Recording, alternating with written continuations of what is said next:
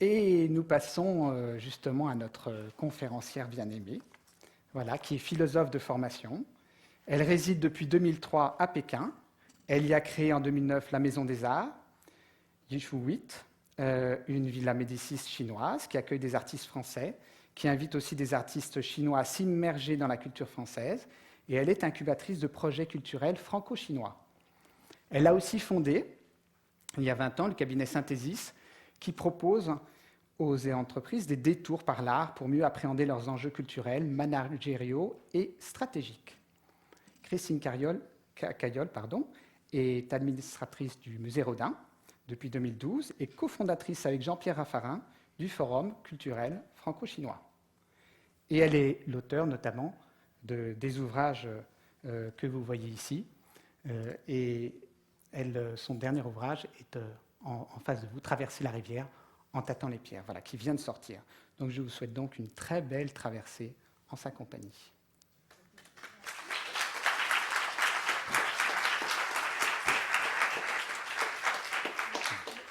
Je te donne la zapette. Voilà.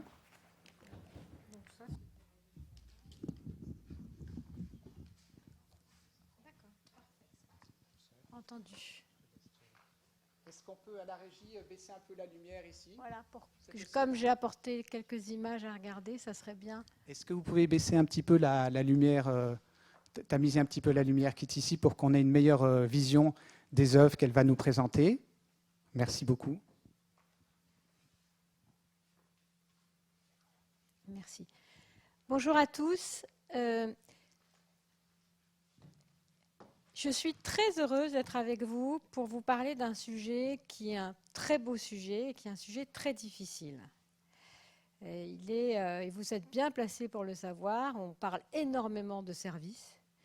C'est un mot qui est très piégé parce qu'il est utilisé, réutilisé. Et ce que j'ai vraiment envie de faire avec vous, c'est comme avec les artistes, comme exactement ce que vous allez vivre cet après-midi, c'est une invitation au voyage et une invitation au détour. Ce détour va vous amener à vous éloigner de manière temporaire de la question très directe de l'esprit de service, de façon à, c'est ma conviction et mon espérance avec vous aujourd'hui, que vous puissiez y retourner de manière enrichie et de manière précise pour savoir exactement de quoi nous parlons. Car si je suis philosophe de formation, peut-être ce que j'ai appris, c'est que parler, c'est peut-être avant tout préciser. Alors, j'ai choisi d'intituler cette petite conférence « La beauté du geste » et pour vous présenter un petit peu ma vie, je vous montre d'abord une très belle maison. Là où je travaille en Chine, qui est la Maison des Arts de Pékin, une résidence d'artistes que certains d'entre vous ici connaissent. Et c'est vrai qu'en réfléchissant à la notion de service, c'est la première fois, vous voyez, que je me suis dit vraiment, grâce à vous, grâce à cette invitation, merci, de me dire, mais finalement, qu'est-ce qui caractérise la résidence d'artistes, le fait d'accueillir des artistes, et qu'est-ce qui nous singularise en propre par rapport à d'autres lieux qui existent? C'est un esprit d'accueil et de service, au service des artistes. Alors, nous accueillons des artistes français, des artistes chinois pour des séjours de 3 à 4 mois. Ils résident ici, ils travaillent à Pékin, ils découvrent, ils voyagent, ils s'inspirent et eux-mêmes, quelque part, se mettent au service d'une certaine vision du monde et d'une certaine vision de la beauté. Je me suis dit, j'ai tout de suite pensé, j'ai travaillé de manière à la fois réfléchie mais d'abord spontanée. Je me suis dit finalement, parce que ça c'est nourri de mon expérience asiatique et chinoise, j'habite en Chine, la notion de service, il est intéressant de s'interroger, par rapport à l'art bien sûr, il est intéressant d'interroger la distance que, quelque part, l'artiste met quand il interroge le monde, quand il le perçoit, quand il l'observe, parce que l'artiste Vous avez vu tous ces artistes, que ce soit à travers la musique, la littérature, la sculpture, la photographie, interrogent le monde. Ils ne restent pas plantés comme ça, béats ou déprimés face au monde. Ils interrogent le monde. Il interroge le monde, non pas de manière purement conceptuelle, il interroge le monde à travers une attitude, et bien plus que ça, à travers des gestes, à travers des moyens techniques et à travers des gestes. Et il me semble que vous voyez l'espace qui sépare le geste du créateur, hein, ici le Dieu, et le geste de celui qui reçoit le geste, qui est créé, Adam. Ce petit espace-là n'est pas, vous voyez qu'on n'est pas dans la fusion. Et l'art n'est pas une fusion avec le monde, puisqu'il est une interrogation. Et le service n'est pas une fusion avec celui que je sers. Et là, vous avez l'idée qu'à quelle distance, elle peut parfois être très importante, elle peut parfois être très discrète, quasi invisible, à quelle distance je me mets pour interroger la notion de service et ce que j'ai envie de servir. À quelle distance psychologique, à quelle distance spatiale, c'est comment j'observe, comment j'interroge et comment finalement nous passons notre temps à vouloir tenir les choses, les posséder, les outiller, les maîtriser une fois pour toutes. C'est impossible. Nous parlons d'outils en permanence. Et vous savez comme moi que précisément là, nous n'allons pas parler d'outils, nous allons parler d'humain et de sensibilité. L'outil, je le tiens dans ma main, je le possède, je le maîtrise. Et ça dépend, il dépend de moi que je le prenne ou que je le laisse, etc. Mais là, nous sommes dans une relation au sens le plus beau du terme, où il y a quelqu'un qui donne et quelqu'un qui reçoit, quelqu'un qui crée un service de création, parce que le service, finalement, c'est ce que j'ai appris en Asie, moi, est avant tout, ce qui est génial, si vous voulez, en Chine, c'est que la notion de service, on va en parler, mais c'est d'abord créer, c'est d'abord innover, c'est d'abord inventer. Ce n'est pas répéter, reprendre, etc. C'est toujours répéter, inventer. Donc, première question, à quelle distance je me mets de ce que je fais pour l'interroger et ne pas reprendre toujours les mêmes discours ou les mêmes comportements. Beauté du geste. Si on prend le temps de regarder, et de non pas nécessairement de se promener, mais de prendre le temps dans les rues de Pékin, mais à Shanghai c'est pareil, à Canton aussi, eh bien, on verra des hommes et des femmes qui ont un geste calligraphique et qui prennent comme ça, vous voyez, une espèce d'immense pinceau, qui trempent dans leur seau, et qu'au lieu de calligraphier avec de l'encre, ils calligraphient avec de l'eau dans des jardins publics. Et c'est extraordinaire. Et pour vous, c'est fabuleux, parce que vous voyez que là, on est dans l'éphémère. Finalement, un geste, la beauté du geste, plus elle est éphémère et plus elle est bouleversante. Et finalement, paradoxalement, plus elle va nous marquer. Et parfois, nous voulons tellement marquer les choses que nous les alourdissons. Alors que c'est en se dépouillant et en prenant le risque de l'éphémère, parce que là, l'artiste qui est dans ce jardin à Pékin, il trempe de ce grand pinceau dans l'eau, c'est extrêmement lourd et difficile, et puis la calligraphie va immédiatement, évidemment, disparaître. Donc, alors, pourquoi il le fait ? Pourquoi la beauté du geste ? Pourquoi cette maîtrise du geste ? Je peux vous dire que c'est extrêmement technique, difficile, etc. Il le fait d'abord pour lui. Il le fait d'abord parce que ça le nourrit, ça l'inspire, ça le dynamise et qu'il est en communication, comme disent les calligraphes, entre la terre et le ciel.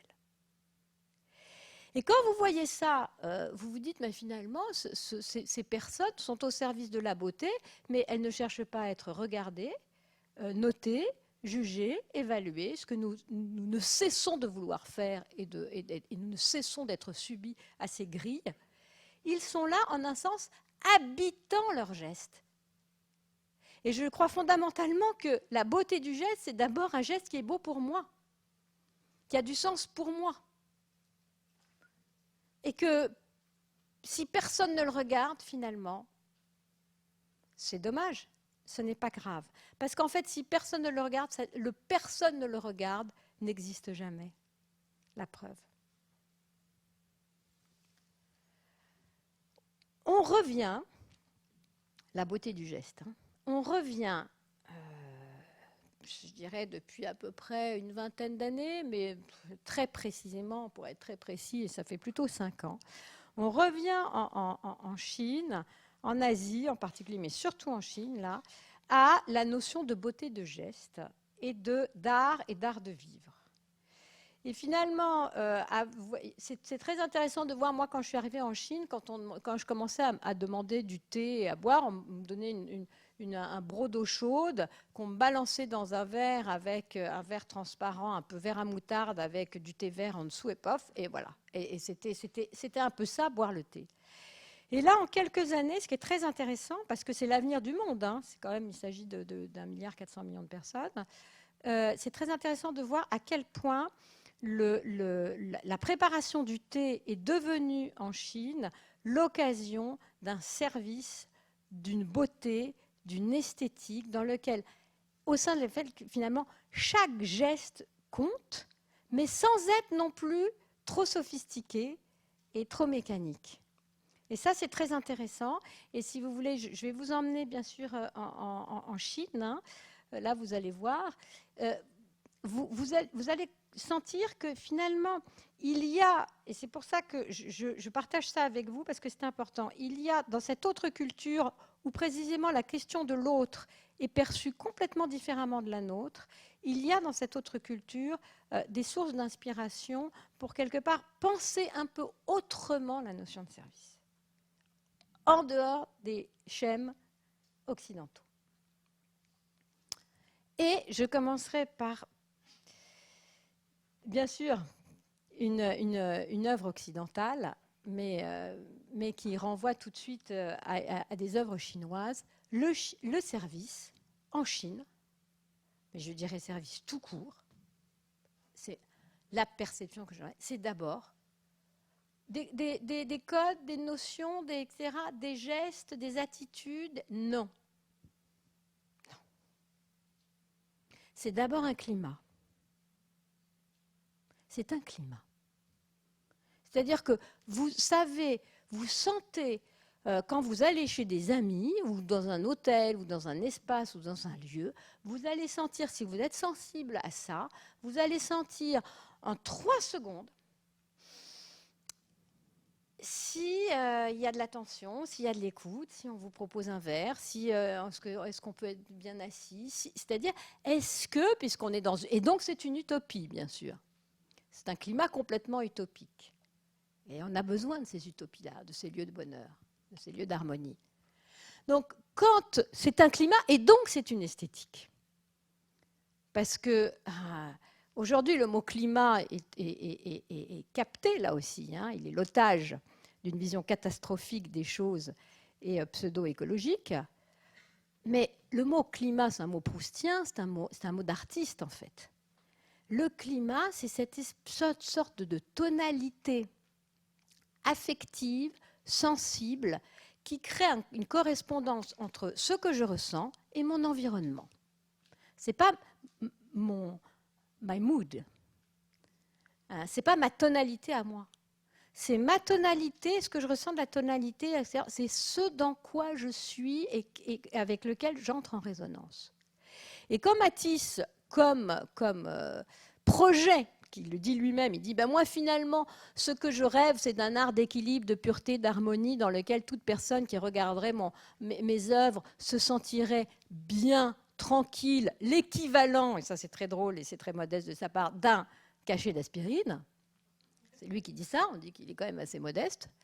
Donc en gros, si mes œuvres pouvaient avoir l'effet d'un cachet d'Advil ou d'aspirine, ça serait déjà pas mal. Cela veut dire que le climat et l'esthétique, c'est-à-dire la sensibilité liée au climat, c'est quelque chose qui se travaille, qui se ressent et qui se transmet. Et exactement comme un cuisinier va sentir que là, ça manque d'un peu d'épices, de sel, etc., je suis sûre que vous êtes des hommes et des femmes d'hypersensibilité, parce que la notion de service est une notion sensible avant tout. Eh bien, vous allez immédiatement sentir ou modifier ou corriger des choses en disant, est-ce que vraiment je suis dans un climat où celui qui arrive ou ceux et celles qui arrivent et qui vont être un peu comme pour les artistes, des spectateurs ou des clients, peu importe, ne mettons pas des noms trop rapides sur des choses qui sont complexes et souvent mystérieuses, est-ce qu'ils vont se sentir bien? Est-ce qu'ils vont se sentir écoutés? Est-ce qu'ils vont se sentir accueillis?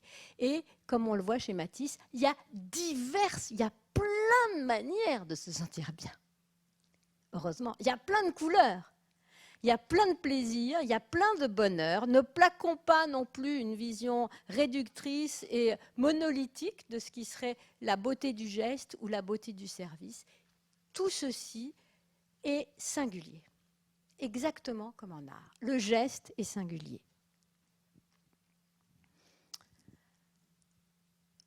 En Chine, le service, c'est d'abord un rituel. Ça veut dire quoi, ça? Ça veut dire deux choses. Ça veut dire que c'est un temps répété, cyclique, que si je suis sans arrêt à courir après les heures, la montre, et si je suis dans mon planning, etc., et à toujours à prévoir le coup d'avant, etc., je ne peux pas être dans l'esprit de service. Quand je suis dans le service, je suis dans la reprise, je suis dans un temps cyclique, je suis dans un temps qui, précisément, n'est pas mon temps. Et ça, c'est la première chose. Et la deuxième chose, c'est que le service est un rituel, c'est-à-dire que lorsque Confucius, finalement, formalise la vie sociale, politique et familiale en exprimant des rites, et en reprenant des rites qui existaient déjà bien avant lui, il nous dit une seule chose. Il nous dit, la vie, c'est dur. C'est dur. Essayons d'assouplir. La vie, c'est souvent moche. Des choses laides, des gens qui veulent votre place, il y a des maladies, il y a des etc. Beaucoup. Essayons d'embellir. La vie, c'est toujours aller de l'avant, le changement permanent, les mutations, etc. Essayons de nous retrouver. Donc c'est cyclique. Introduisons des rendez-vous cycliques. La vie, c'est moi, je. Ma famille, mon truc, ma carrière, mes trucs, mon fric, mes machins, etc. Essayons de produire du collectif. La vie, c'est souvent discordant. Et Matisse, c'est une utopie, ce qui nous fait le bonheur de vivre. Essayons de trouver des moyens de régulation et d'harmonie. Donc finalement, si vous voulez, que ce soit le service de l'hospitalité, le service du thé, le service de la musique, le service, etc., chez Confucius, vous avez cette vision qu'on est finalement dans des rituels qui ont une portée, et je reviens là-dessus parce que ça me paraît clé, qui ont une portée cosmique, qui ont une portée qui dépasse largement la relation interpersonnelle. Parce que si je travaille à créer un climat où on va se retrouver et que certains de mes gestes, qui ne seront pas les miens, mais que je vais m'approprier comme un artiste qui n'invente pas complètement ses gestes, ni son regard, ni son écriture, rien n'est inventé, tout est repris et tout est assumé finalement. Eh bien, si je ne reprends pas, finalement, ces gestes, où, eh bien, ce sera le chaos, où ce sera un monde dur, où l'homme est un loup pour l'homme. Et donc, je ne crée pas, je ne participe pas à la création d'une civilisation. Donc, finalement, une civilisation, une société éduquée se mesure à l'aune de cette attitude de services plus ou moins ritualisés ou plus ou moins improvisés. Et moi, j'explique à tous les gens qui vont en Chine ou qui vont faire des affaires en Chine et qui parfois ont beaucoup de mal parce que c'est très difficile et que, enfin bon, je ne suis pas là pour vous faire un cours sur les affaires en Chine, mais c'est très difficile. Au service, les Chinois, ils vont rien vous dire, ils vont sentir.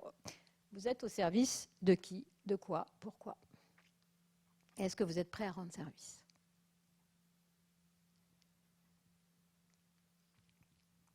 Un des tableaux, peut-être l'équivalent de la Joconde, il se trouve que j'ai écrit un livre qui s'intitule « À quoi pensent les Chinois en regardant Mona Lisa ?»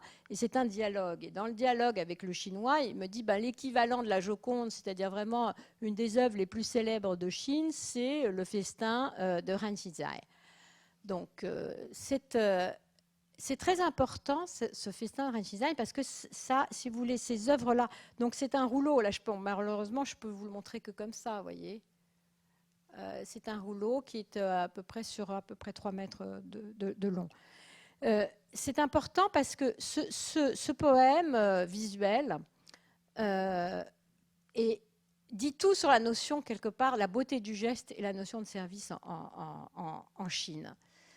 D'abord, le rituel, il est collectif. Je ne rends pas service à quelqu'un, d'accord? Je rends service à quelqu'un qui lui est en lien avec une famille, une société, un pays, etc. Et ça, c'est très important. Parce que précisément, on dépasse, et je vais en parler, les crispations liées à l'individualisme et bien sûr aussi à la lutte des classes. Donc finalement, je participe à un rituel collectif. Et dans cette participation au rituel collectif, finalement, il y a les musiciens qui servent. Hein. Alors vous avez donc le Ren Xizai qui est au milieu, c'est pas son copain qui est fonctionnaire en rouge, hein.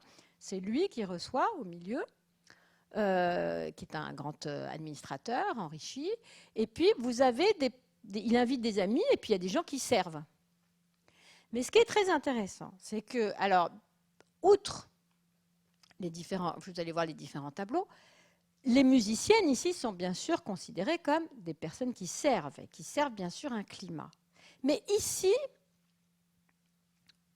là vous voyez qu'il a le deuxième mouvement, il est en train de se laver les mains. Vous avez là, ici, il est en train de jouer du tambour, il regarde les danseuses. Vous êtes dans un climat où finalement, il est là, mais ce n'est pas non plus le chef. C'est-à-dire que finalement, tout le monde participe, nous qui parlons beaucoup et qui nous gargarisons, beaucoup avec l'idée de co-construction et de co-création. Mais pourquoi on sort ça sans arrêt? Parce qu'on n'y arrive pas, qu'on est nul pour ça. Donc on le met partout parce qu'on n'y arrive pas. Co-work, il faut toujours de we-work, mais je veux dire, pourquoi we-work? On va travailler, hein, et puis travailler, c'est travailler avec les autres. Hein. Sinon, donc là, on participe, c'est important, à un rituel collectif. Vous participez en servant le thé, vous participez en servant par la musique, vous participez en étant celui qui paye, vous participez en étant le copain qui vient, mais vous participez à un rituel collectif. Vous voyez ce que je veux dire? Donc finalement, on est à la fois dans quelque chose, si vous voulez, de climatique, de collectif, et qui n'est pas complètement centré sur l'individu. Ça, c'est intéressant pour nous. C'est intéressant.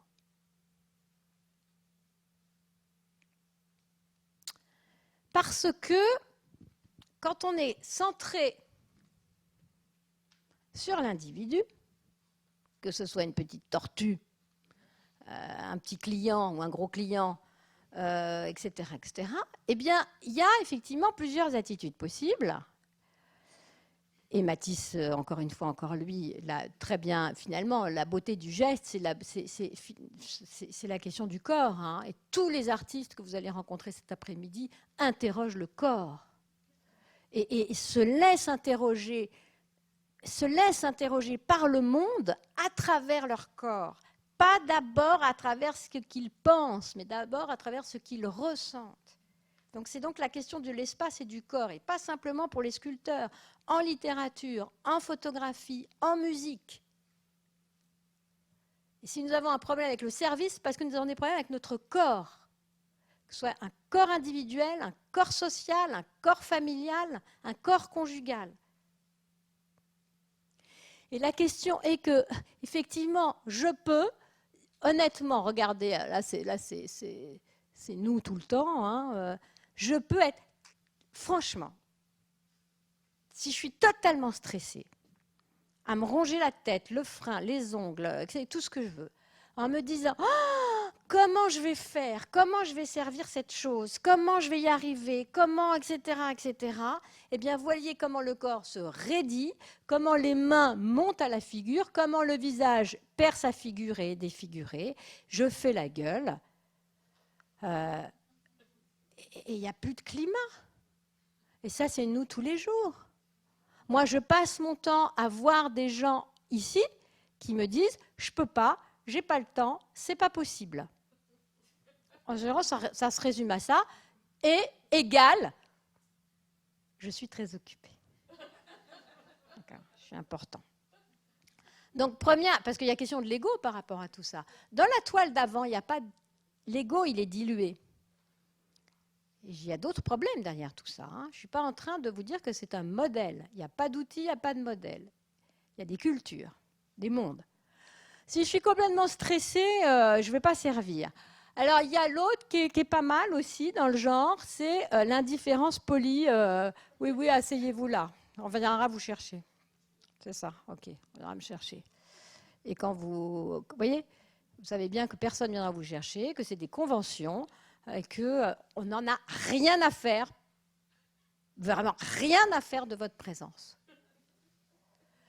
Et là, ça pose un petit problème de rapport à l'autre. Parce que vous le savez aussi bien que moi, la question, c'est la question du rapport au monde, comme pour les artistes, et c'est la question du rapport à l'autre.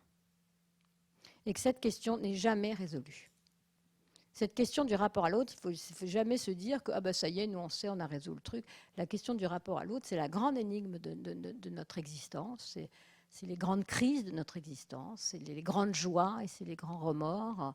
C'est vraiment la question du rapport à l'autre. Et donc, si je dis comme Matisse que la tortue, mettons la petite tortue là, c'est l'autre, eh bien on peut dire que nous passons par toutes les phases, hein, par les trois corps, hein, dans le meilleur des cas. Et ce qui est très beau là-dedans, c'est qu'effectivement, la seule qui se baisse, qui est en empathie, qui tend un geste et qui va, on ne la voit pas. C'est pour ça que cet asiatique, ça m'intéresse. On ne voit pas qui sert. Et ça n'a aucune importance. Et c'est précisément celle que l'on ne voit pas, et on ne voit qu'une chose finalement, c'est cette attitude et cette posture physique, où à un moment donné, pour me rapprocher des autres, il faut bien que je leur ressemble un tout petit peu. Donc, vous voyez, quand les entreprises en Chine, je dis, il faudrait que vous soyez peut-être un peu plus chinois. Ah non, pas du tout. Oui, mais c'est la question du rapport à l'autre et la beauté de ce geste-là. La beauté de ce geste-là. C'est, si vous voulez, pour moi, c'est mes premiers pas en Chine. C'est les personnes qui, à un moment donné, ont fait ça pour moi. M'ont donné quelque chose. Et que je n'oublierai pas, même si j'ai oublié leur visage. Alors évidemment, culturellement, nous sommes plus proches du rapport à l'autre sur la forme de Caïn et Abel. Pourquoi il a ça et pas moi? Pourquoi je le servirais et moi je ne serais pas servi? En gros, ce qui arrive à l'un enlève à l'autre. C'est une voilà. Et donc le rapport à l'autre est un rapport à la fois, je ne vais pas vous faire des cours sur René Girard, mais à la fois mimétique, conflictuel, concurrentiel et de lutte. Et nous sommes tous un peu marxistes et marxiens sur les bords, et nous avons tous un peu, surtout en France, tendance à penser que finalement la vraie dynamique des relations humaines, c'est la lutte des classes.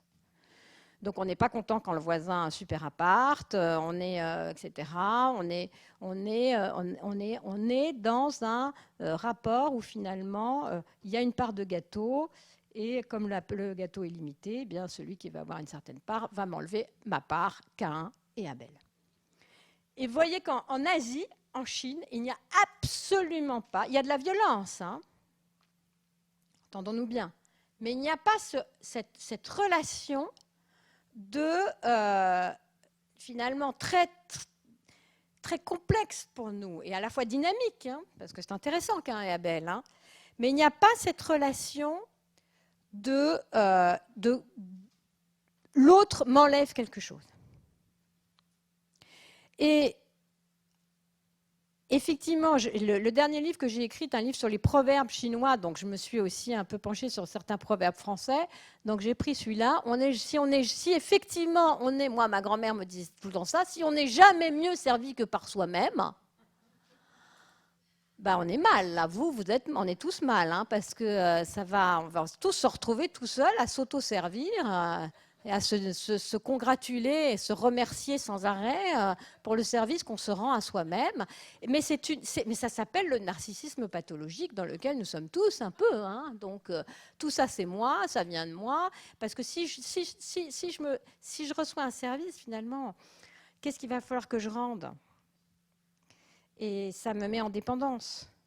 Et c'est encore une question aussi donc, de peut-être de supériorité ou d'infériorité, en tout cas d'inégalité. Tout ça est très complexe. Donc on joue avec des symboles historiques, sociologiques, psychanalytiques qui sont très, très, très, très, très, très intéressants. Mais si je ne suis jamais mieux servie que par moi-même, je me terminerai tout seul avec moi-même et je m'aimerai moi-même comme Narcisse. Hein, et ça arrive à des tas de gens très bien. Hein, voyez ? Alors, ce qui est intéressant chez les artistes, c'est qu'ils sont tous totalement narcissiques. Je ne pense pas que je vais me faire... mais c'est un narcissisme très productif. Donc, c'est un narcissisme qui dit oui, je vais me le servir à moi-même, le petit livre, la photo, la sculpture, mais je suis au service du monde, d'un monde en marche, d'un monde qui bouge. Et je vais donner quelque chose. Donc, c'est quand même des narcisses qui se soignent plutôt pas mal. Alors, servir des individus. C'est pour ça que j'en arrive à la question de la relation de service en Occident, telle qu'elle peut être vécue par, dans l'individualisme ambiant dans lequel nous sommes, et qui conduit au narcissisme. Est-ce qu'on sert des individus ? Je dirais, moi, qu'en Chine et en Asie, on ne sert pas des individus. Et est-ce que vous avez déjà fait l'expérience, surtout en Thaïlande, je ne sais pas, ou en Asie du Sud-Est, ou en Chine, etc., d'aller dans un spa ? Vous arrivez dans un spa pour, voyez, un moment de détente, etc. Tout de suite, vous sentez quoi ? Un climat où, alors là, entre le monde extérieur, ça sent bon. Vous êtes tranquille, on vous propose quelque chose, mais vous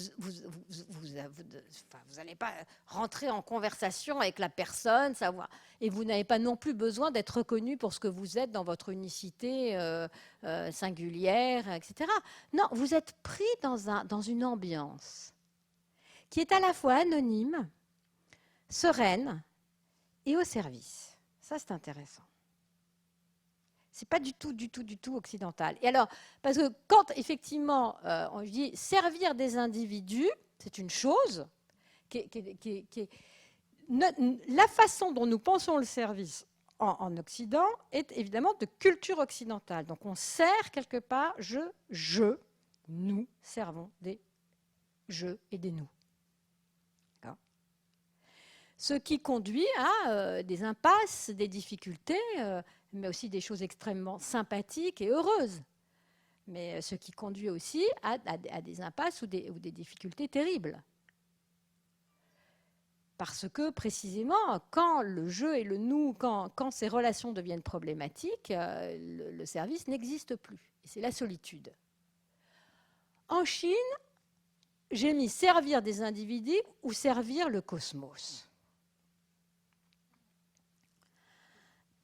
Je ne veux pas dire par là qu'on ne sert pas le patron, etc., pour en discuter. Mais, face à la Lune, Ma Yuan, dynastie des Song,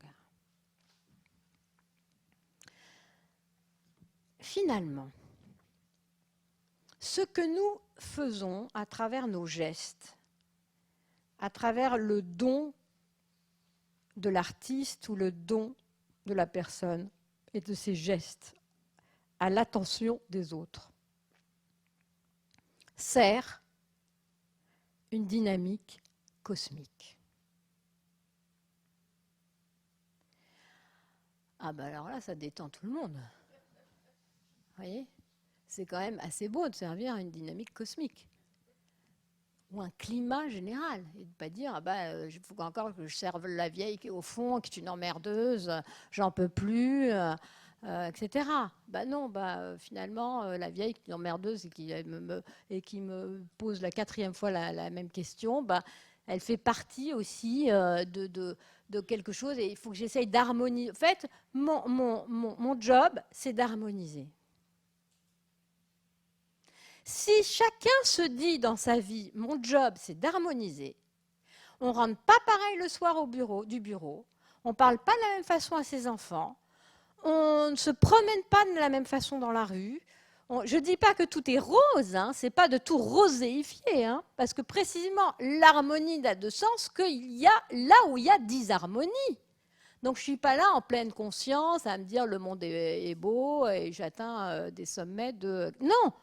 Non, il y a du conflit, il y a du désordre, il y a de la disharmonie, etc. Et moi, mon rôle, c'est non pas d'être une pierre dans l'édifice, pas du tout, c'est trop statique, mais d'être un moteur, régulateur, créateur, un peu d'harmonie, un peu de paix, que ça passe mieux, que ça soit un peu plus comme on est en montagne, comme on est dans les mers, dans les océans, que tout ça, il y a des excès, il y a de la violence, mais il y a des régulations permanentes. Et ce service, en fait, du cosmos passe par 3 attitudes. Observer, écouter, ressentir. Et les artistes que vous allez, et les créateurs que vous allez rencontrer cet après-midi, évidemment que, je dirais, c'est évident que finalement, l'ossature de qui fait leur attitude physique vis-à-vis du monde, c'est écouter, observer, ressentir. Et ça, si vous voulez, c'est très important parce que quand je suis dans la nature face à l'immensité, est-ce qu'on voit là ? Alors là, il est face. Alors, vous voyez, ça s'intitulait Face à la Lune. Alors la Lune, il faut quand même aller la trouver. Elle est là, d'accord ? Donc il est obligé de regarder. Il est obligé de regarder plus loin que le bout de son nez de la Lune. Il est obligé de dire, je suis au service de quoi ?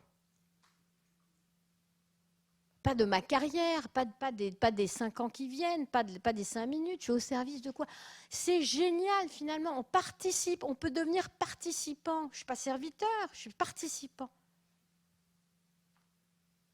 Et pour ça, il faut effectivement avoir la capacité de regarder, de contempler la Lune. C'est bientôt la fête de la Lune. Vous allez avoir quasiment 1 milliard de gens dans les rues qui vont regarder la Lune. C'est magnifique quand même.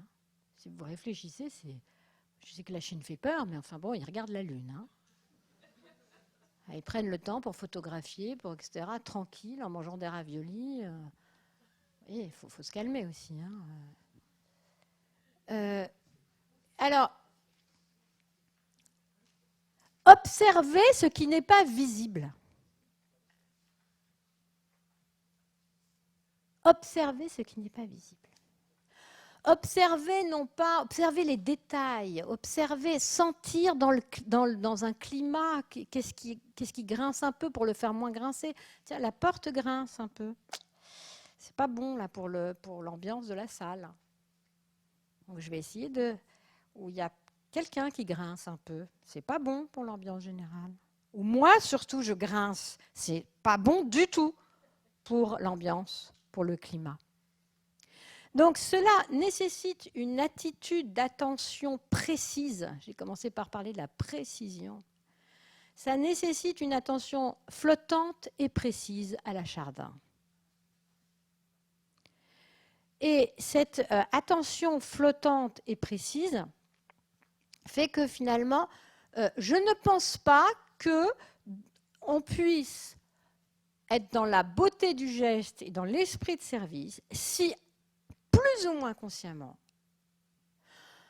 l'on est convaincu que le monde est pourri, foutu, que c'est fini, que voilà, il n'y a plus rien à espérer.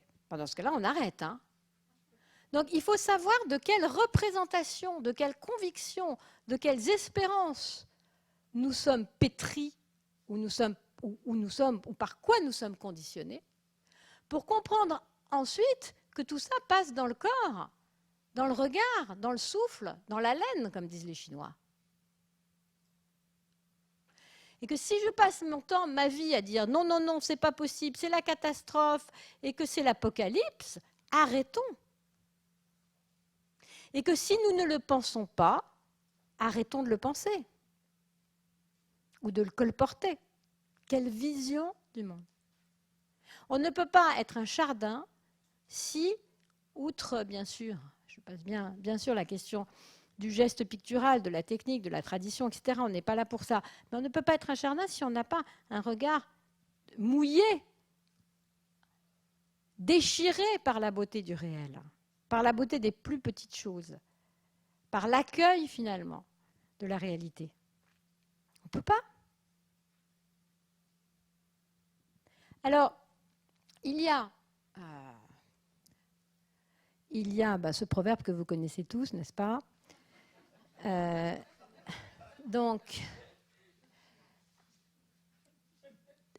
les Chinois apprennent, et c'est donc l'objet du livre que j'ai intitulé « Traverser la rivière en tâtant les pierres », les Chinois, quand ils sont à l'école, à l'âge de 6 ans, ils apprennent des proverbes, des chengyu. Ce sont alors ce qui est très intéressant, c'est qu'ils continuent de les apprendre et que ça marche encore aujourd'hui. Donc c'est un proverbe ou 2 ou 3 proverbes par semaine. Et donc, évidemment, la caricature, c'est Tintin le lotus bleu, où ils parlent tous par proverbe, mais vous verrez qu'effectivement, dans les discours politiques, mais aussi dans les discours institutionnels, il y a toujours des proverbes. Et ce sont des raccourcis de sens et finalement de morale et de comportement, qu'ils partagent tous, du coup, quelle que soit la classe sociale. Ça, c'est quand même assez pratique, vous voyez. Tout le monde connaît les mêmes proverbes.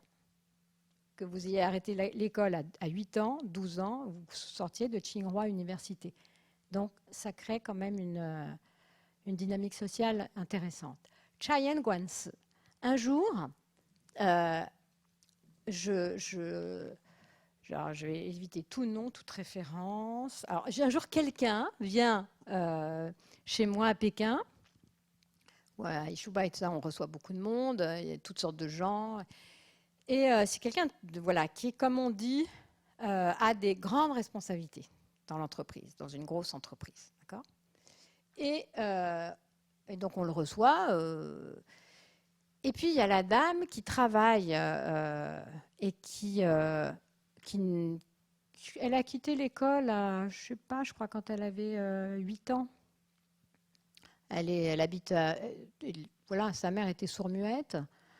Donc, ce n'est pas non plus l'élite de l'élite culturelle chinoise. Et puis, je voyais qu'elle regardait comme ça ce monsieur qui était accompagné. Et puis, elle vient me voir dans la cuisine derrière. Elle me dit, dis donc, c'est un grand patron, ça. Je dis, oui, c'est un grand patron. Ouais, c'est vraiment un très grand patron. Elle me dit, dis donc. Il faudrait être un peu plus Chayan Guansi. Parce que quand on voit le teint de son visage, son côté complètement courbé, fatigué, il est tout le temps en train de bâiller, et son regard terne, dis donc, si c'est ça un patron. Et elle me sort Chayan Guansi, c'est-à-dire observer ce qui n'est pas dit, et observer le teint du visage.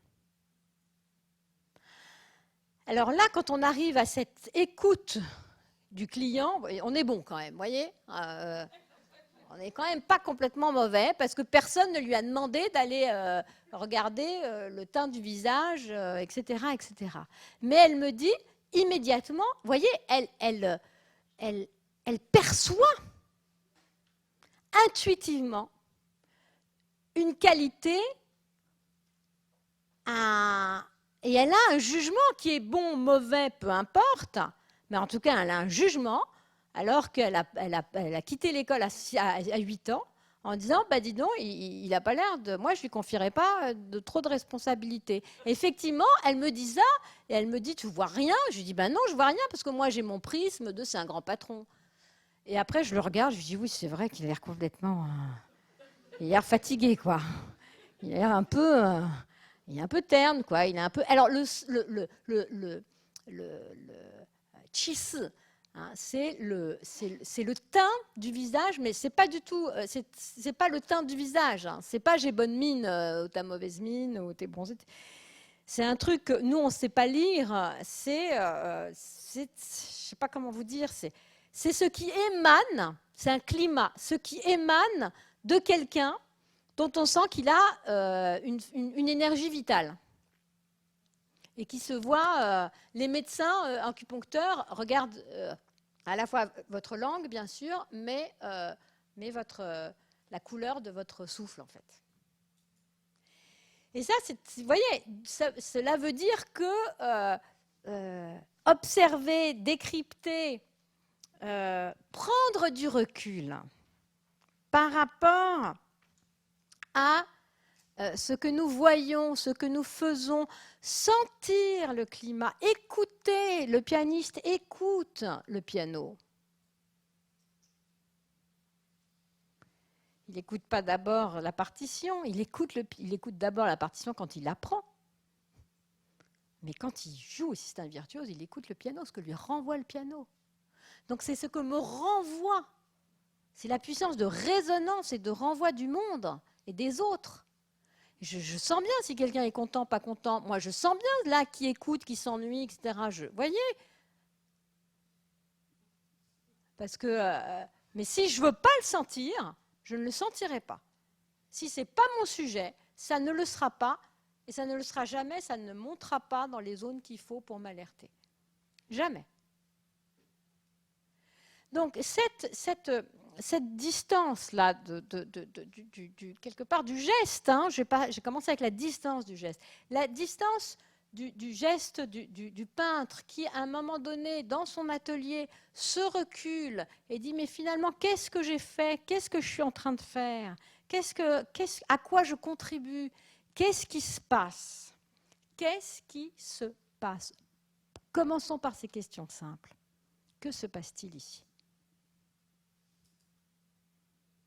Et là, vous comprenez que je ne peux pas être simplement dans la course. Donc arrêtons de nous faire croire que le service, la beauté du geste, les artistes, tout ça, c'est là, etc. Je suis fondamentalement convaincue que c'est notre rapport au temps qu'il faut modifier. Et je suis fondamentalement convaincue qu'il n'est pas question d'aller plus lentement ou d'aller encore plus vite, mais de s'accorder cette hypersensibilité au monde qui fait que, comme le jeune Rembrandt dans son atelier, comme le Chardin, comme les artistes que vous allez voir, se disent dans quel climat je suis, à quoi je contribue, est-ce que je suis au service d'un mystère qui s'appelle le monde. Et vous voyez là que du coup, c'est plus moi, je, nous, toi, tu, t'es pas d'accord, machin, tu vois, et que, au contraire, ce que nous faisons, puisque là on parle au collectif, ce que nous faisons prend du sens. Et prend du sens dans ce qu'est une culture. Et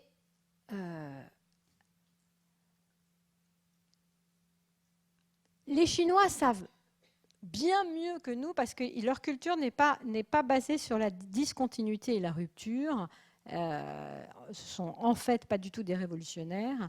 Ce sont vraiment des gens qui pensent le temps en termes de continuité. C'est bien pour ça que le portrait du président Mao est toujours sur la cité interdite. Et donc, cette continuité, c'est d'abord, avant d'être une histoire, il s'intéresse très peu à l'histoire, c'est d'abord une mémoire. Et vous voyez que finalement, la question de la mémoire des gestes, la mémoire des paroles gentilles, la mémoire des proverbes qui nous disent comment il faut être, comment il faut faire, etc. Toute cette mémoire acquise, conquise sur nos amnésies et nos obsessions de l'avenir, toute cette mémoire-là, finalement, est au service d'une culture qui est la culture du service.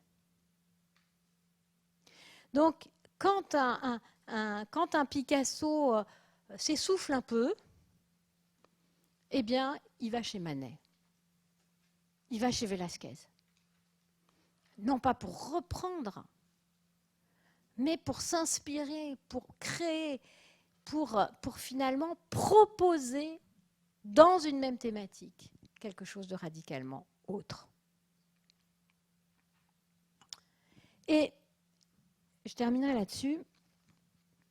Cette capacité, qui est plus qu'une capacité parce que c'est en fait finalement un désir.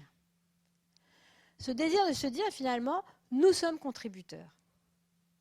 Et c'est tellement difficile d'être contributeur parce qu'il faut lutter. Le matin, quand on se lève, se dire à chaque fois qu'on a envie d'être contributeur, c'est une discipline. C'est que l'art, c'est comme l'art. Je ne décide pas le matin je décide plutôt le matin de dire mon rapport au monde va être aussi un rapport où je vais essayer de me laisser interroger par ce que je vois pour produire quelque chose qui s'apparentera à la beauté d'un geste.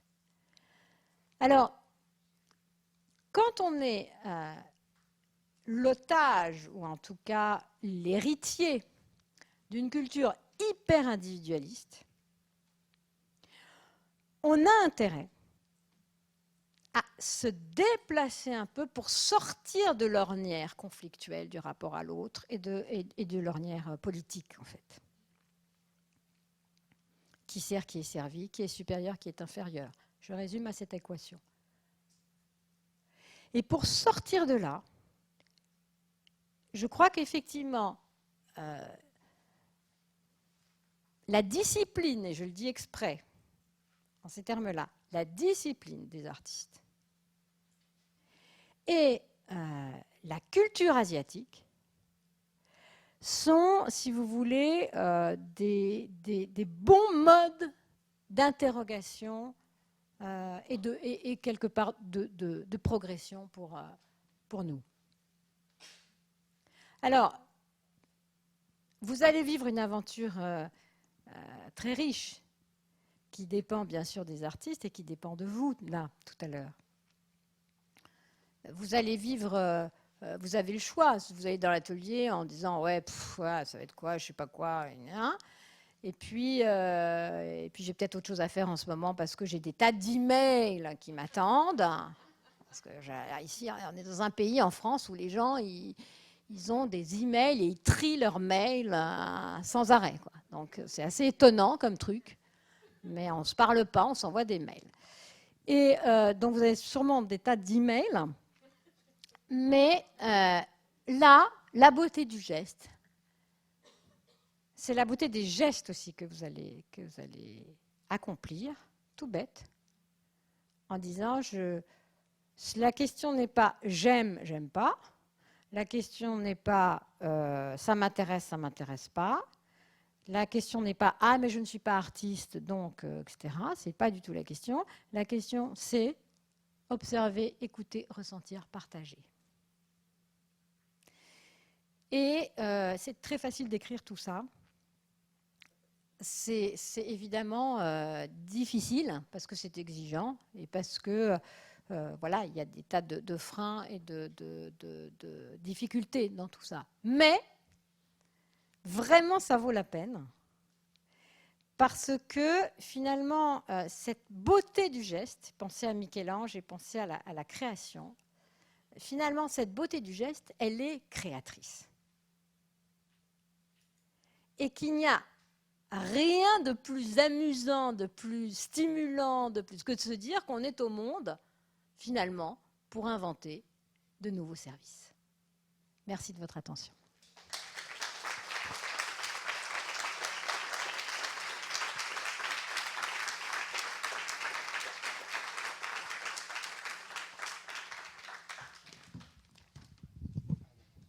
Oui. On va pouvoir maintenant poser quelques questions, interagir avec Christine à la suite justement de tout ce qu'elle a évoqué. Donc c'est à vous d'avoir le bon geste. Moi, je vous passe le micro et vous parlez dedans. Et Christine vous répond et on échange tous ensemble. Voilà. Alors, qui se lance ?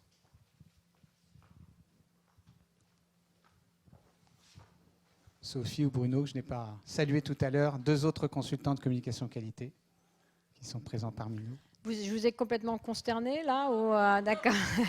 D'accord. Okay. Non, mais... Bonjour. Bonjour. Christine, on s'est déjà rencontrés. J'ai eu l'occasion d'échanger un peu avec vous et de lire vos livres. Et je voudrais lancer un petit peu la discussion parce que je reviens de Chine également. Et j'ai vécu ce que Christine décrit très très bien dans ses livres et je l'ai vécu de manière très intuitive. Et aujourd'hui, ça a changé ma vie, la Chine. Pourquoi ? Parce que ce regard sur le monde, ce regard entre les individus et le collectif, c'est une véritable découverte. Et quand vous ne maîtrisez pas une langue, moi je n'ai pas appris le chinois du tout, le fait d'être en dehors et avec, vous prenez une posture beaucoup plus humble. Je dirigeais une centaine de personnes et vous êtes amené à avoir une posture très humble. Et là, le monde s'ouvre à vous. Alors j'avais peut-être quelques dispositions favorables, mais voilà, je voulais juste rebondir sur ce témoignage parce que je ne sais pas qui de vous avez rencontré les Chinois ou travaillé en Chine, etc. Mais c'est une véritable réalité, observer, écouter, ressentir, partager. Voilà, je voulais relancer le débat de ce côté-là. Il y a un excellent documentaire en ce moment sur Netflix qui s'appelle American Factory, qui est comment un Chinois s'installe aux États-Unis. Et il y a tout ce non-dit et ces gestes entre les uns et les autres, d'incompréhension et de compréhension.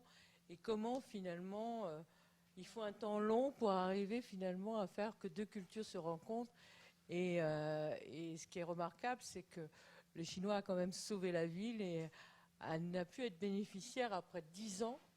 Et elle s'est installée dans, je crois que c'est à Dayton ou un truc comme ça, enfin, là où il y avait General Motors, je me suis trompée. Là, et j'ai retrouvé beaucoup de choses à travers votre discours qui est absolument merveilleux. Moi, je te remercie beaucoup, Thibaut, de nous avoir donné ce plaisir d'écouter Christine Caillol. C'est vraiment remarquable. Je pense que si les gens ne posent pas de questions, c'est qu'ils sont sans voix. Ils sont dans l'effet waouh. Et tout ce rapport entre l'art et la Chine, c'est exceptionnel. Vous avez dit beaucoup de choses, je trouve formidables, et je connais un peu la Chine pour avoir fait un certain nombre d'interventions pour HEC. Et ce qui me frappe, c'est ce que vous dites par rapport au temps. Vous dites évidemment le temps occidental est archi court, etc. Le temps oriental, et en particulier chinois, est beaucoup plus long. Oui, le rapport au temps, évidemment, est très différent. Est-ce que vous avez le sentiment, dans ce qui se passe aujourd'hui, de tout ce qu'on lit, et d'ailleurs, le dernier livre que je viens de lire, c'est le livre de Desmurger, le patron de la Maïf, qui fait un chapitre sur le temps, la question de la dictature du temps court, etc. Est-ce que vous avez le sentiment que ces mouvements vers l'entreprise à mission, je ne sais pas si vous avez entendu parler, l'entreprise à mission, la responsabilité sociale, allongent les temps, en quelque sorte, parce que c'est ce qu'il suggère, évidemment. Ce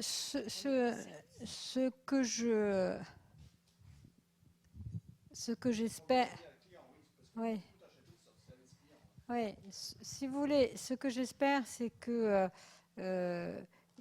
on ne peut pas tomber d'un excès à un autre. C'est-à-dire que Moi, je ne fais pas du tout partie des personnes qui vont dire il faut ralentir. Parce qu'il y a des moments, aller vite, c'est quand même génial. Donc arrêtons de dire qu'aller vite, quand des process s'améliorent, s'accélèrent, et quand l'ambulance et les pompiers vont vite, moi ça me va bien. Vous voyez, surtout si je suis dedans. Enfin bon, on peut pas. C'est pas tout le ralentissement en soi ne veut rien dire.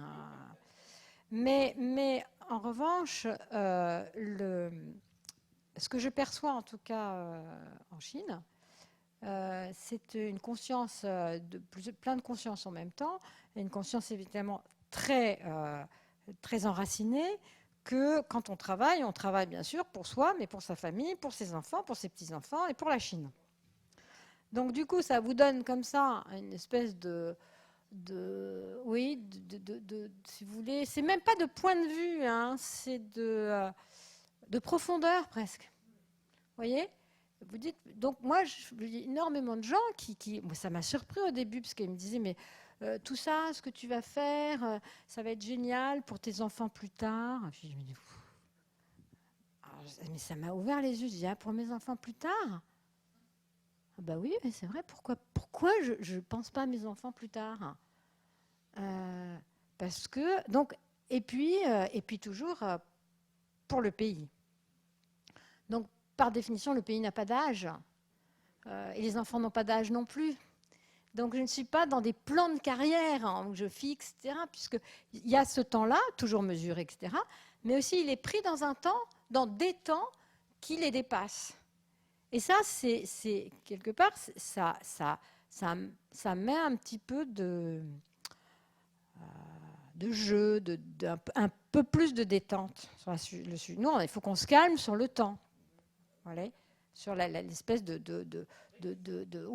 pression monstrueuse qui n'a pas de sens. Et on le sait que ça n'a pas de sens. Donc c'est plutôt ça, vous voyez, c'est ce temps long qui n'empêche pas le temps court. Parce que quand même, les Chinois, les Asiatiques sont beaucoup plus réactifs que nous. Hein. Oui. Merci beaucoup de cette conférence très intéressante. Vous avez parlé du service comme étant une perception d'un contexte et du fait d'être un contributeur d'harmonie. Et en même temps, et je sens une certaine contradiction, puisque vous avez dit qu'une société éduquée se mesurait à l'aune des rituels. Et est-ce qu'il n'y a pas une forme de contradiction entre cette notion de liberté, d'harmonie, et le rituel qui vient fixer d'une certaine façon un peu méthodique et un peu mécanique le service ? Moi, je dirais ça, pour moi, c'est la différence entre la Chine et le Japon. Vous voyez ce que je veux dire ? Donc il y a un moment, évidemment, mais comme dans tout rituel familial, où au moment donné, si tous les dimanches, vous allez chez vos parents, ou les beaux-parents, vous trouvez que le rituel a peut-être un côté un peu mécanique. Hein ? Donc la vraie question, mais en même temps, il a du sens. Donc la question, c'est effectivement comment... on pourrait dire que les Japonais ont un sens... Il n'y a pas trop de Japonais dans la salle ? Non ? D'accord. Ils ont... Bon, alors vous allez tout de suite comprendre. Ils ont un peu mécanisé, un peu rigidifié le rituel. Confère la différence entre la cérémonie du thé en Chine et la cérémonie du thé au Japon. Pas du tout. Donc, il y a effectivement l'idée que le rituel, c'est contraignant. Mais, je veux dire, des rituels, si vous travaillez dans un restaurant, un hôtel, une société, etc., vous avez des rituels contraignants. C'est-à-dire qu'on ne fait pas ce qu'on veut, on ne dit pas ce qu'on veut, on ne pense pas ce qu'on veut, et on n'est pas tous potes. Voilà. Donc, il y a beaucoup de formes, de gestes, etc., de symboles qui organisent finalement la relation. Donc oui, ça peut être très contraignant. La vraie question, c'est effectivement quand est-ce que ça devient mécanique. Et il y a un proverbe que j'aime beaucoup, que j'ai mis dans mon bouquin, c'est même une expression, c'est Zhejan, c'est Chunchi Zhejan. C'est aller chercher aller chercher dans tout élément, toute attitude, tout ce qu'on fait, l'élément naturel. C'est-à-dire que, exactement comme l'artiste, hein, soit je joue du piano de manière un peu, même si je suis virtuose, hein, de manière un peu trop technique, soit je suis dans une espèce de geste, de bonheur, quoi, de joie, comme un poisson dans l'eau. Et ça s'appelle, en chinois, ça s'appelle le naturel. Et donc la question, c'est comment une société trop ritualisée devient trop contraignante, mais une société qui n'est plus du tout ritualisée souffre d'autres conflits. Voilà. Oui. Est-ce que vous pourriez nous dire un mot de ce paradoxe qui concerne le temps, puisque les Chinois sont des gens pressés, ils passent devant tout le monde, ils brûlent toutes les queues, et que par ailleurs, ils ont dans la culture que le temps se met, dans leur culture, si j'ai bien compris, que le temps se met en perspective. Voilà, est-ce que vous pourriez nous dire quelque chose ? Alors, je ne dirais pas que les Chinois sont des gens pressés. Les Chinois sont des gens soucieux de passer en premier.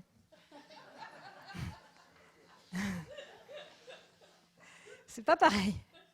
Donc, et ça se comprend, parce que moi, je suis dans la même situation. C'est que quand je vais à l'hôpital à Pékin, etc., et Nathalie, qui habitait à Shanghai, on devient chinois. C'est-à-dire qu'à un moment donné, vous voyez qu'il y a 500 personnes derrière vous. Vous vous dites, je vais y passer 2 jours pour avoir un rendez-vous avec l'ophtalmo. Et là, vous dites, c'est quoi la bonne combine pour passer en premier ? Pour être sûr de passer. Donc, c'est justement un système collectif où il faut quand même essayer on ne s'en sort que si on se sort un petit peu du lot, et le lot, il est énorme, eh bien, il faut jouer des coudes, et ça, c'est la première chose. Et la deuxième chose, c'est qu'effectivement, si je suis dans le métro ou dans l'ascenseur, etc., là, oui, on va pas, mais ça, c'est des règles d'éducation et de courtoisie, et que on ne va pas me laisser passer, évidemment. Ça, je le passerai en dernier. Sauf si moi aussi, j'essaye, et c'est un peu Mais si vous voulez, ce n'est pas tellement lié à être pressé, parce que les Chinois sont très pressés et sont extrêmement patients. Je passe mon temps avec moi, j'ai une équipe chinoise, je suis la seule occidentale. Je passe mon temps à entendre de toutes les personnes qui travaillent avec moi. Pujoji, mais ne vous pressez pas, arrêtez. Moi, je suis quelqu'un d'impatient, elles le savent bien, les filles. Là. Donc, sans arrêt, c'est pour quand on y arrive, ça bouge, donc... Et je me fais renvoyer dans ma grossièreté, quoi. Parce que quand je demande, au fait, c'est pour quand ? Oh là, c'est la question à ne pas poser. Hein. Ah, vraiment, c'est la question à ne pas poser. Quand ? Donc, jamais de réponse.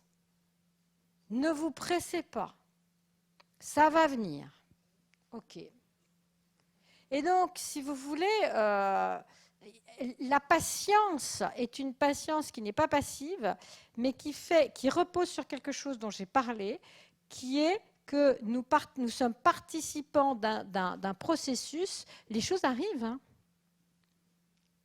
Elles finissent toujours par arriver. Donc finalement, on s'excite. Enfin, moi, je suis la première à hurler, hein, parce que je suis occidentale. Hein. Donc, je suis pressée. Et donc, pressante. Et alors, quand vous êtes pressant, alors là, c'est vraiment... c'est grossier, c'est pas confiant. C'est pas que vous n'êtes pas confiant, si vous êtes pressant. Vous voyez ? Oui. Oui. Ah oui, oui, bien sûr, oui. Ces questions-là, oui, oui.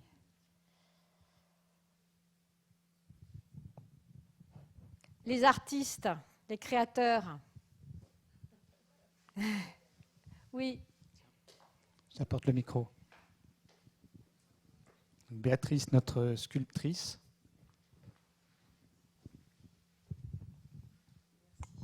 Alors sculpteur, mais artiste plus globalement. Et c'est vrai qu'aujourd'hui, mon travail est plus porté vers la conscience, justement, et les niveaux de conscience. Donc ce que vous dites me parle beaucoup, parce que moi, ma théorie, entre guillemets, enfin, je loge tout mon travail d'aujourd'hui autour d'un concept que je nomme écologie de la conscience. Et je pense que justement, on devrait apprendre à aller dans différents niveaux de conscience, que ça devrait être comme marcher ou apprendre une langue étrangère.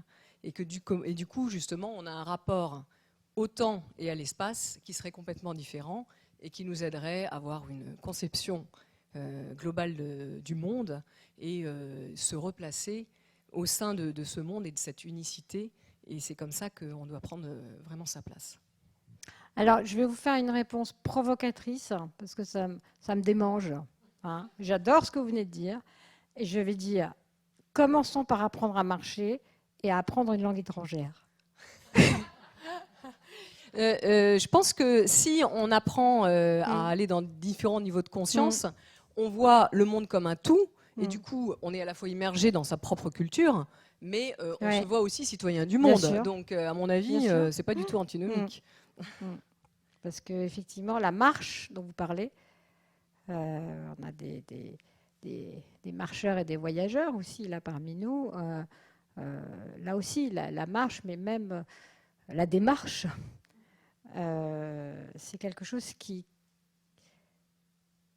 dit nos angoisses profondes.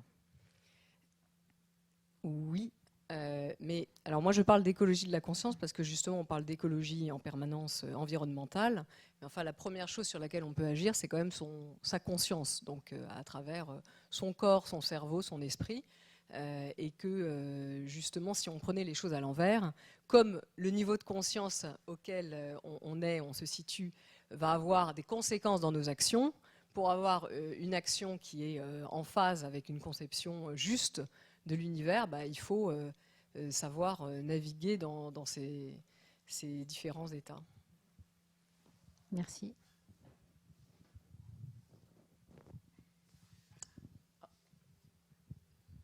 Alors moi, j'ai une question plus triviale. Comment développer l'esprit de service en France, alors ?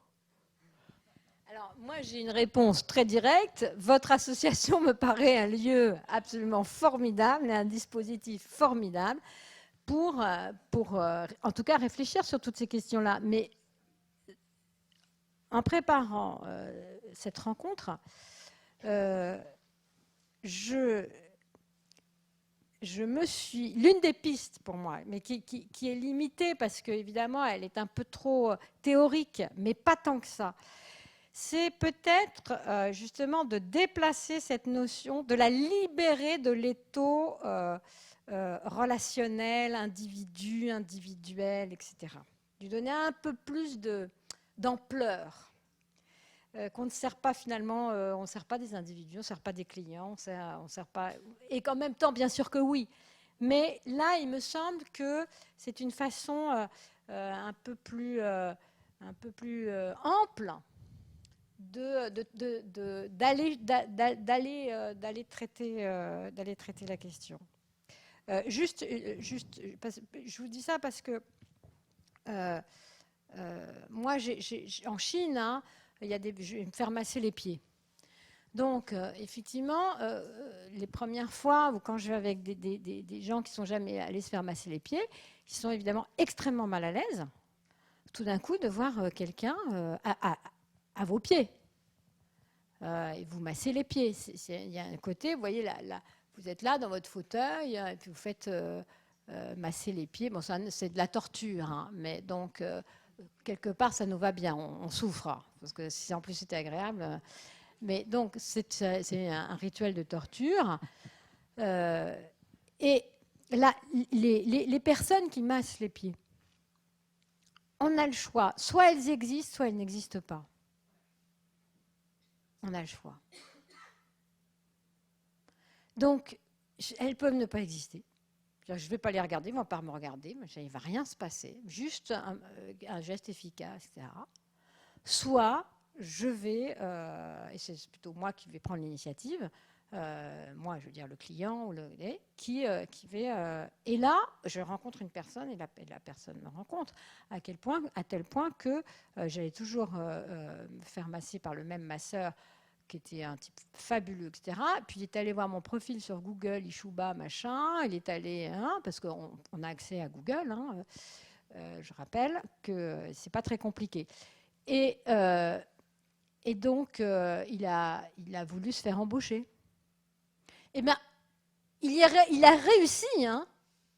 Je l'ai embauché au bout de 2 ans. Parce que vraiment, mais la patience, il savait qu'il y arriverait. Donc, il bosse, il est sorti du salon de massage pour bosser dans la Maison des Arts. Et bon, il ne fait pas des massages des pieds, sauf quand on a des visites présidentielles. Là, on essaie de faire des petits massages un peu spéciaux, mais ça reste entre nous, bien sûr.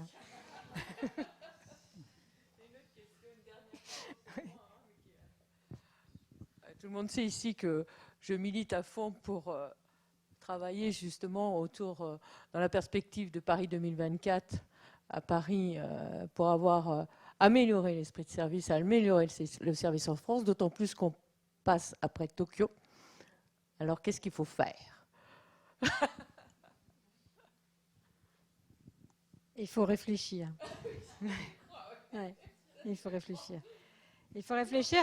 Et je pense vraiment que, effectivement, justement, la piste asiatique et passer après Tokyo, c'est génial. Parce que ça peut, justement, parce que c'est l'avant, ça peut être un axe, oui, un axe non pas justement, on est très comparatiste en France, donc ça peut être un axe à la fois de comparaison et un levier. Pas simplement du comparatisme autoflagellatoire, mais un levier. Et ça c'est quand même très intéressant. Le climat, au sens de l'atmosphère, de l'ambiance générale, où parfois 1 ou 2 fausses notes, où quelqu'un peut pourrir. Vous savez bien comment pourrir l'ambiance, c'est facile. Hein. Il faut très peu de choses. Hein. Ça aussi, c'est une manière de désindividualiser la question du service, et donc de la dépolitiser aussi. Ça me paraît aussi une piste. Merci. Un grand merci à toi, Christine.